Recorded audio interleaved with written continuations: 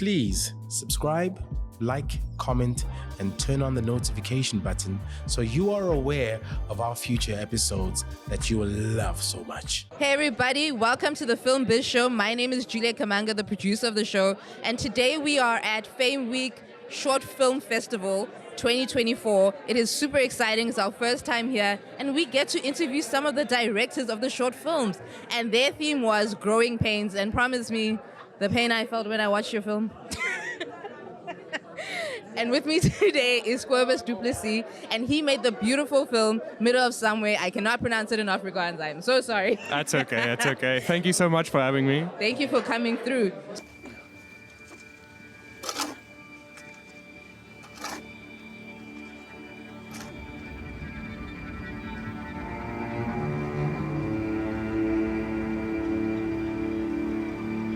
Kom sy tossiens.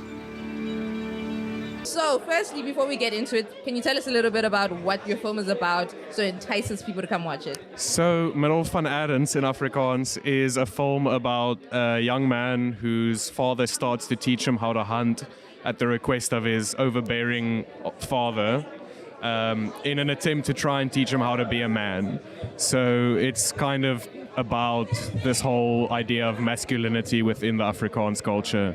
And I just wanted to come up with a story that could explore those ideas. I love that. So what exactly made you think of hunting specifically? Is that something that most Afrikaans families look towards, or is that something you felt could really kind of play as a motif for the I film? think it's a little bit of both. I don't know if it's a thing that happens with every Afrikaans family, but it is common, and I do think it's something that can work very well as like a allegory or like something that's symbolic of this masculine energy that Afrikaans people have. And I think hunting in South Africa is very associated with Afrikaans people, and I thought that could just be a good device to talk about these kind of themes. I think it was very interesting because personally I don't see many hunting related films. Sometimes I get a bit scared of them because it's like, is it just going to be he shoots, he becomes a man, trauma, and then he accidentally shoots his friend?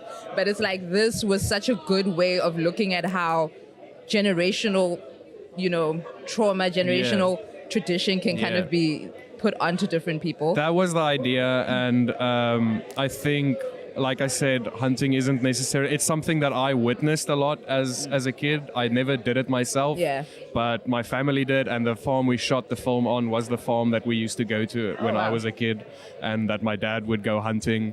And I think that is why I wanted to do it, because it was something I knew, but also something that worked on a thematic level, so it kind of was the best of both worlds. And I agree with you. You don't want it to be like obvious, because it's a subject matter that can be very obvious if you don't handle it correctly. If you don't handle it well, But for me, the masculinity and the themes and those kinds of things came first, and the hunting came as a result of that. So. Okay, I like that. And like, also, can I please give you a bit of like a compliment on the pacing of the film? I'm not great with taking compliments, but you can go ahead, No, I really have to, because I was like, I think when people think short films, like, hurry up and tell all the information immediately, and it's like you had 22 minutes, if I'm not mistaken, to really tell this beautiful story that had such a beautiful impact. So I really want to know, what was the process, well, in short, as much as you can tell me, of creating this film from start to finish? And how did it go? In terms of the pacing, I appreciate that you said that. It was something that I set out to do in writing the script and in how we shot the film, I think, and how it's edited. It was important for me that there is like the sense of time passing. And even though the film is 22 minutes long, it has to feel like almost weeks are passing in the time that we're watching the film, and the character of the child has to go through a very specific arc, and that arc has to happen very quickly, and it has to sell very quickly.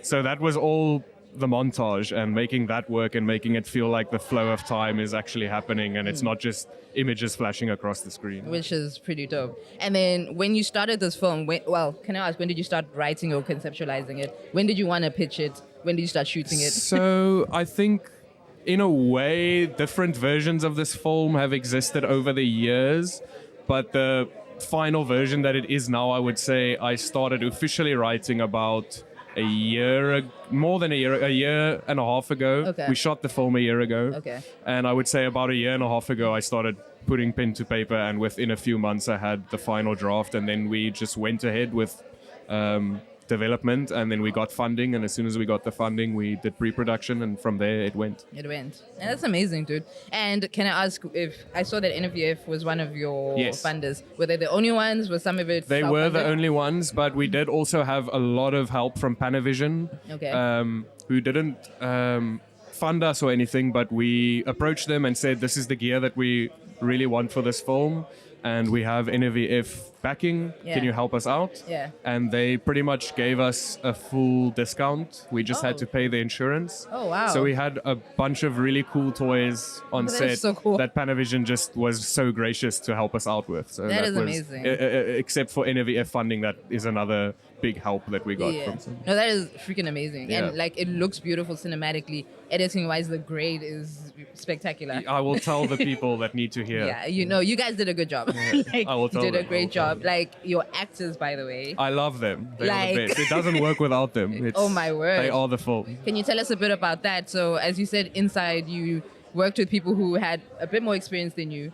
How did that feel? How did that work? These people on your pitch deck and they actually in your film. That's crazy. So, as I said in the screening, it was nerve-wracking at first, but as soon as we started the work, it really all of that melted away very quickly.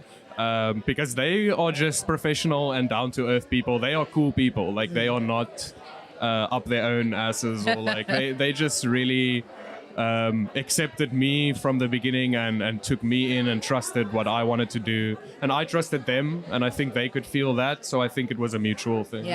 And before I let you go, I really need to talk about your characters as themselves.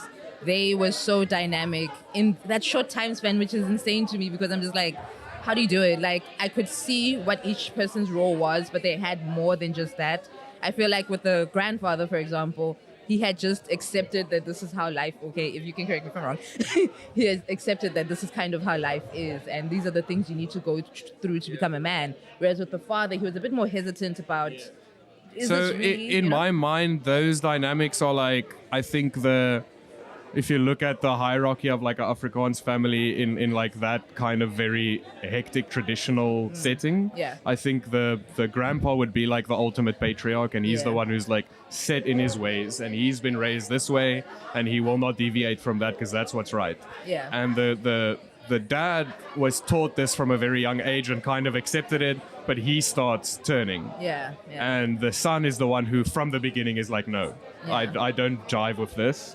So it's kind of looking at those generations and how each generation is a bit more removed from those traditions, and how maybe that's a good thing, because I would say a lot of those traditions are quite toxic, and that's kind of what the film is trying to get at. And so, I think the ultimate like tragedy of the film is the fact that the father, who I see kind of as the main character, does start to realize towards the end, like, oh, maybe this isn't right, and maybe I shouldn't raise my son this way. But he kind of realizes it too late, or he realizes it in the wrong way, or he approaches it the wrong way. Ultimately, the idea is that if you don't start learning these things from a young age, then this is the kind of thing that might end up happening. That's true. But I still feel like, I know it's your characters, but anyway. No, go ahead. I still feel like even with the father, as much as he realizes, like fully realizes, he was a bit more gentle than I would assume. Definitely, You know what I mean? I he think gave him time and for me, and this is something I would love to explore in the future, is to have more of the mom around. And I think the idea of that was that she was always shielding this while she was still around. Before she died, she was shielding the kid and kind of keeping the father and the grandfather away from him. That makes sense. That would lead the father to also be softer because he knew the mom was softer. And then when she dies, the grandfather's like, okay, she's gone now. No more softness. Let's be real. Let's get this kid into a man. And that's where the whole thing jumps off from. That is amazing. Look, honestly, I'm going to say I like, because I'm not a man, so I like understanding how masculinity can sometimes work and not work, and what that means to different people. And I like stories like yours because it makes me understand a lot more, especially in different cultures. And that's all I can hope for. And like you said, when you said about it breaking your heart and all that, all I want is for you to feel something. Oh, no, as long as you feel anything watching the film, I'm I happy. felt a lot, dude. Like, oh my God. Then I'm glad. We're not going to say what happens. Watch it. Speaking of, is there anywhere else we can watch this? Are you going to go on any more festivals? So right now we are still doing a festival run. We're still waiting to hear back from some festivals that we will hopefully play at. We played at a few festivals before this one. Yeah. But for now, it's not going to go online just because we are still doing the festival run. No, please but do. as soon as that dries up, we will put it probably just on YouTube, and then we'll just blast it on the Kino Bureau socials and all that. So keep your eye on that, and it should be on there at some point. I'm excited. Any more work to expect from you anytime soon? I'm doing the 48-hour film festival this weekend, so hopefully that goes well. I'm writing a feature film also funded by the NVF. Hey, congrats. With the person who edited this film of mine. Okay. So yeah, we've got some stuff in development, but nothing that's like shooting right now or anything like that. But a couple of stuff in the works. Okay, I'm super excited, dude, and like congratulations. Thank you. It's so lovely seeing you here dude, again as well. For context, we worked together at some Yes. point, so it's really beautiful seeing this like. And lovely full that we get circle. to do this together. I know, right? Yeah. Like, look at this. Look at us. Full circle. Here we go. Yeah, next time you interview me about my film. Hell yeah. And also, everyone, please follow him on Letterboxd because he's for real. You And know? her as well. I'm trying. I like all the reviews she writes. So. I'm trying my best. I get lazy sometimes. But anyway, thank you so much for joining Thank you. us. Like, thank you for your film. Thank Thank you for you. bringing it to the world. It is fantastic. It is so good seeing you. And good luck with. I can't wait until there's a feature. Not if, when there's Thank a you. feature. Yes, You know when. what I'm saying? Get them Yes, money. Inshallah. All right. Thank you guys so much for joining us. And make sure you check out Kobus. I'm going to put all his socials in the description below. But yeah, thank you. Thank you guys. And bye. Bye bye.